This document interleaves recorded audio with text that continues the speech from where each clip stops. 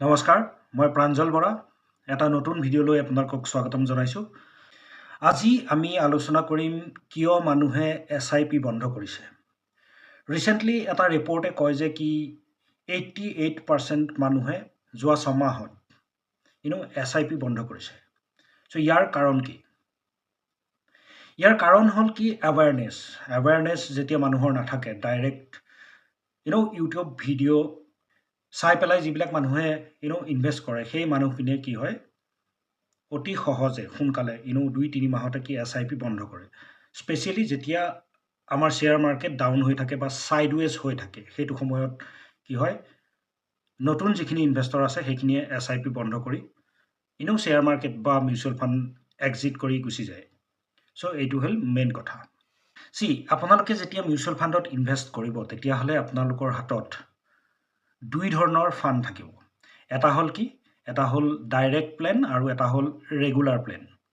চ' শেহতীয়া যিটো ৰিপৰ্ট, সেই ৰিপৰ্টটোৰ মতে কি হয়, ডাইৰেক্ট প্লেনত ইনভেষ্ট কৰা SIP সংখ্যা বেছি, যিখিনিয়ে নেকি এক্সিট কৰিছে, মানে SIP বন্ধ কৰিছে।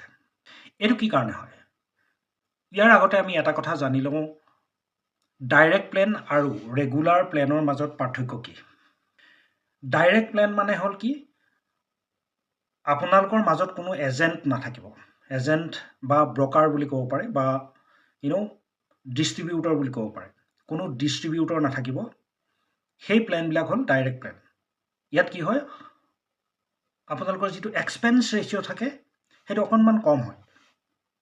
অ'কে, কিন্তু ইয়াত কি হয়, আপোনালোকক গাইডেন্স দিবলৈ, আপুনি কেতিয়া এণ্ট্ৰি ল'ব, কেতিয়া এক্সিট ল'ব, আৰু যেতিয়া মাৰ্কেট ফল হৈ থাকিব, সেইটো সময়ত যে আপোনালোকে এক্সিট কৰিব নালাগে, যদি এক্সট্ৰা পইচা থাকে এক্সট্ৰা ইনভেষ্ট কৰিব লাগে, এইখিনি গাইডেন্স দিবলৈ কোনো নাথাকে। আপোনালোকে যিবিলাক এপ দেখিছে, লাইক গ্ৰ' হওক বা পেটিএম মানি হওক বা IND মানি হওক, জিৰোধা হওক, এইবিলাকৰ থ্ৰু যদি আপোনালোকে ইনভেষ্ট কৰে, তেতিয়াহ'লে কি হয়, আপোনালোকে ডাইৰেক্ট প্লেনত ইনভেষ্ট কৰিব। ডাইৰেক্ট প্লেনত ইনভেষ্ট কৰা হ'ব। ইয়াত কি হয়, আপোনালোকক গাইডেন্স দিবলৈ কোনো নাথাকে। যেতিয়া মাৰ্কেট ডাউন হয়, সেইটো সময়ত আপোনালোকে যেতিয়া দেখিব যে কি যোৱা মাহত 2% ডাউন হ'ল, তাৰ পিছৰ মাহত 3% ডাউন হ'ল, কি হ'ল, তাৰ পিছৰ মাহত আপোনালোকে কি হয় এক্সিট কৰি গুচি যাব। ইয়াত আপোনালোকক কোনো গাইড নকৰে। ইনফেক্ট এই এপবিলাকৰ ফোন কৰিবলৈও, আপোনালোকে কল কৰিবলৈও কোনো ফোন নাম্বাৰেই নাথাকে বেছিবিলাক এপৰে। আপোনাৰ যদি কিবা কুৱেৰি থাকে, তেতিয়াহ'লে আপোনালোকে ইমেইল কৰিব লাগিব। ইমেইল কৰাৰ পিছত 4-5 দিনৰ ভিতৰত তেখেতসকলে ৰিপ্লাই কৰে। চ' ইয়াত মোটামুটি ক'বলৈ গ'লে আপোনালোকৰ কোনো ছাপোৰ্ট কৰিবলৈ কোনো মানুহ নাথাকিব। এইটো হ'ল ডাইৰেক্ট প্লেন। এতিয়া ৰেগুলাৰ প্লেনত কি হয়, এজন এজেণ্ট থাকিব, মানে ডিষ্ট্ৰিবিউটৰ থাকিব। সেই ডিষ্ট্ৰিবিউটৰজনৰ থ্ৰু আপোনালোকে ইনভেষ্ট কৰিব ৰেগুলাৰ প্লেনত। ইয়াত কি হয়, আপোনালোকৰ এক্সপেন্স ৰেচিঅ' অকণমান হাই হয়, বেছি হ'ব। অ'কে, কিন্তু এই যে অকণমান এক্সপেন্স ৰেচিঅ' বেছি হ'ব, তাৰ কাৰণে আপোনালোকৰ কি হ'ব জানেনে?